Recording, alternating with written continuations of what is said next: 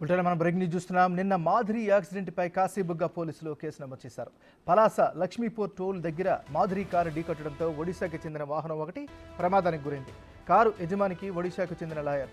Madhuri car వల్ల lawyer కుటుంబ సభ్యులు స్వల్పంగా గాయపడ్డారు. చనిపోవాలి అన్న ఉద్దేశంతో ఆగి ఉన్న కారును ఢీకొట్టానని మాధురి నిన్న మీడియాతో చెప్పారు. దీంతో పోలీసులు 125A సెక్షన్ కింద కేసు నమోదు చేశారు. కేసును విచారించి చర్యలు చేపడతామన్నారు కాశీబుగ్గ పోలీసులు.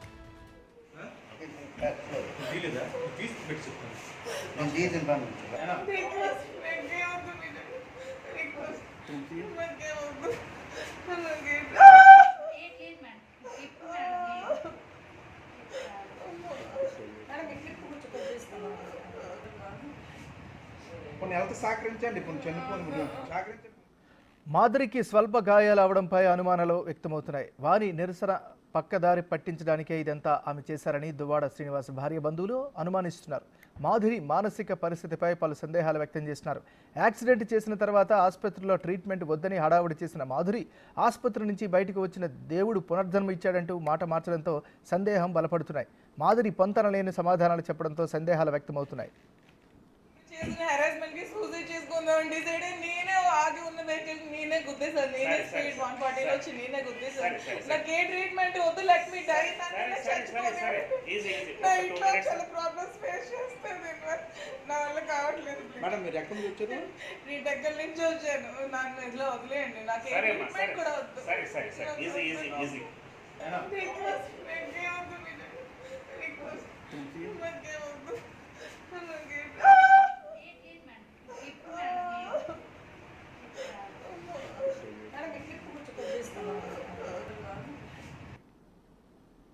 లైఫ్ ఇది సెకండ్ లైఫ్ అనుకుంటున్నాను.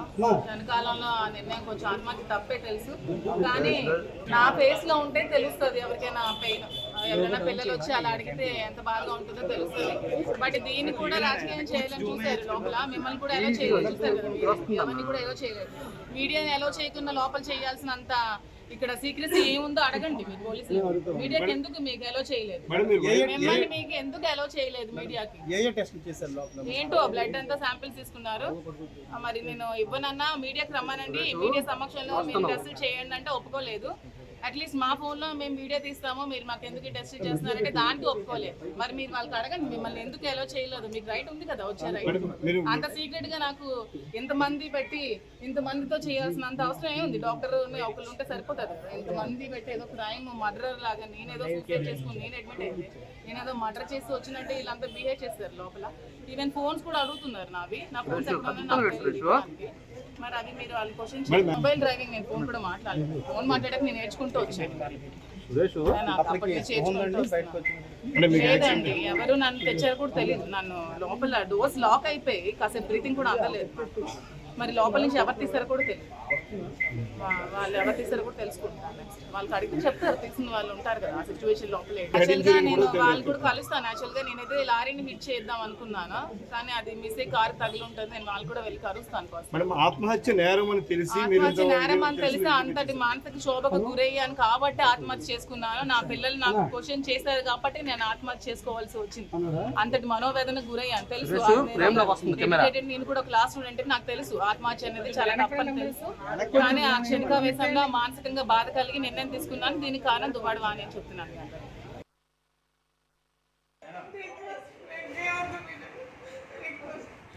మాధురి యాక్సిడెంట్ వ్యవహారంపై చర్చించడానికి దువ్వాడ వాణి నిరాకరించారు.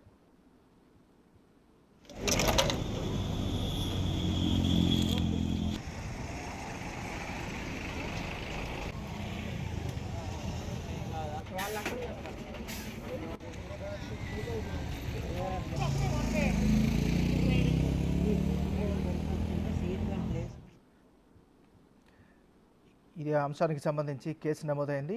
లేటెస్ట్ అప్డేట్స్ని మా రిపోర్టర్ రాము అందిస్తారు. రాము, ఎంఎన్ఆర్ మొత్తం మీద నిన్న పలాస హైవేలో జరిగిన మాధురి యాక్సిడెంట్ సంబంధించి కూడా పోలీసులు కాశీబుగ్గ పోలీసులు అయితే కేసు నమోదు చేసినట్టు తెలిసింది. 125A కింద కూడా ఆమెపై కేసు నమోదు చేసినట్టు కూడా పోలీసులు స్పష్టం చేస్తున్నారు. 125A కింద ఆవిడ తనను తాను అంటే యాక్సిడెంట్ లో తను చనిపోవాలనుకునే దానికి గాయపరచుకోవడం కాకుండా ఎదుటి వ్యక్తుల్ని గాయపరచడం నేరం కింద కూడా 125 సెక్షన్ వచ్చింది. దాని కింద కేసు నమోదు చేసినట్లు కూడా కాశీబొగ్గ పోలీసులు స్పష్టం చేస్తున్నారు. అయితే దీని మీద సంబంధించి ఈయన ఎవరైతే ఉన్నారో ఒరిస్సాకు చెందిన సుధాకర్ అనే లాయర్ కి సంబంధించిన కారుగా స్పష్టం చేస్తున్నారు. లాయర్ కూడా ఈ మీద కేసు నమోదు చేశారు. అందుకనే కేసుని మేము 125A కింద నమోదు చేసి దర్యాప్తు చేస్తున్నట్టు కూడా కాశీబొగ్గ పోలీసులు అయితే స్పష్టం చేస్తున్నారు. అయితే దీనికి సంబంధించిన విచారణ జరగాలి. విచారణ జరిగిన తర్వాత ఒకవేళ విచారణలో ఏమైనా వాస్తవాలు తేలితే ఖచ్చితంగా కూడా 6 నెలల జైలు శిక్షతో పాటు 5,000 జరిమానా ఉంటుందనేది కూడా పోలీసులు స్పష్టం చేస్తున్నారు. ప్రస్తుతానికైతే పోలీసులు ఇంకా దీనికి సంబంధించి FIR కాపీ అయితే అడగడం జరిగింది. ఇంకా పోలీసులు ప్రస్తుతానికైతే అందుబాటులో లేరు. మరోవైపు దీనికి సంబంధించి కూడా పలు అనుమానాలు వస్తున్నాయి. యాక్సిడెంట్ కి సంబంధించి అసలు ఇంత యాక్సిడెంట్ జరిగినా మాదిరి స్వల్ప గాయాలతో బయటపడ్డ కూడా పలు అనుమానాలు వ్యక్తం అవుతున్నాయి. ఇదంతా వాణి సంబంధించిన నిరసనను పక్కదారి పట్టించడానికి ఇదంతా జరుగుతుందంటే కూడా వాణి బంధువులు అయితే ఆరోపణ చేస్తున్న పరిస్థితి ఉంది. దీనికి సంబంధించి ప్రస్తుతానికి అయితే ఎవరైతే మాదిరి ఉన్నారో మాదిరి ప్రస్తుతం అయితే విశాఖపట్నంలో ఆవిడ ప్రైవేట్ హాస్పిటల్లో ట్రీట్మెంట్ తీసుకుంటున్నారు. దీనికి సంబంధించి ఎవరైతే దువ్వాడ శ్రీనివాస్ భార్య వాణిని యాక్సిడెంట్ పై అడిగితే మాత్రం ఆవిడ నిరాకరించలేదు. ఆవిడ వ్యక్తిగత విషయం మాకు అనవసరం, ఆవిడ గురించి మాట్లాడాల్సిన అవసరం నాకు లేదంటే కూడా వాణి అయితే మాదిరి యాక్సిడెంట్ గురించి మాట్లాడడానికి ఆవిడ నిరాకరిస్తున్నారు. ప్రస్తుతం అయితే ఈ మాదిరికి సంబంధించి కేసు నమోదైంది. కేసు అయితే విచారణ జరుగుతున్నట్టు కూడా కాశీబొగ్గ పోలీసులు స్పష్టం చేస్తున్నారు. మరోవైపు కేసుని ఏదైతే ఈ ఇష్యూ ఉంది, ఇష్యూని పక్కదారి పట్టించడానికి ఇవన్నీ జరుగుతున్నాయని కూడా వాణి బంధువులు అయితే ఆరోపణలు చేస్తున్న పరిస్థితి. ఎందుకంటే ఎంత పెద్ద యాక్సిడెంట్ జరిగినా సరే ఆవిడకి చిన్న గాయాలు అవ్వడం. మరొక ఇంకా విషయం ఏంటంటే ఏదైతే లాయర్ ఉన్నారు సుధాకర్ సంబంధించి ఒరిస్సా చెందిన లాయరు, ఆయన యాక్సిడెంట్ అయిన సమయంలో కారు నుంచి ఎండగా ఉందని కొద్దిగా పక్కగా వెళ్ళారు. పక్కగా వెళ్ళినప్పుడు ఈవిడ వచ్చి కారుని గుద్దింది. ఆ సమయంలో వాళ్ళ కారులో లేరు. కారుకి కొద్దిగా దూరంలో ఉండడం వల్ల కారు గోల్తాలు పడి కారులో ఉన్న గాజు పెంక వాళ్ళకి తగ్గడం వల్ల స్వల్ప గాయాలు లేనేదంటే ఖచ్చితంగా కూడా ఎవరైతే ఉన్నారో వాళ్ళ లాయర్ సుధాకర్ తో పాటు వాళ్ళ కుటుంబ సభ్యులకు ఖచ్చితంగా కూడా ప్రమాదం జరిగి ఉండేది అనేది కూడా పోలీసులు స్పష్టం చేస్తున్నారు. యాక్సిడెంట్ కి ఈవిడ మాదిరి గుద్దిన కారుకి సంబంధించినప్పుడు వాళ్ళు కొద్ది దూరంలోనే కొన్ని అడుగుల దూరంలోనే అప్పుడు వాళ్ళు చాలా తీర్చుకోవడానికి దిగిన సందర్భంలో మాదిరి ఆ కారును గుద్దినట్టు కూడా పోలీసులు స్పష్టం చేస్తున్నారు. లేదంటే మాత్రం అందులో ఉన్న లాయర్తో పాటు వాళ్ళ కుటుంబ సభ్యులకు కూడా ప్రమాదం జరిగి ఉండేదని కూడా పోలీసులు స్పష్టం చేస్తున్న పరిస్థితి. మొత్తం మీద అయితే కేసు నమోదైంది.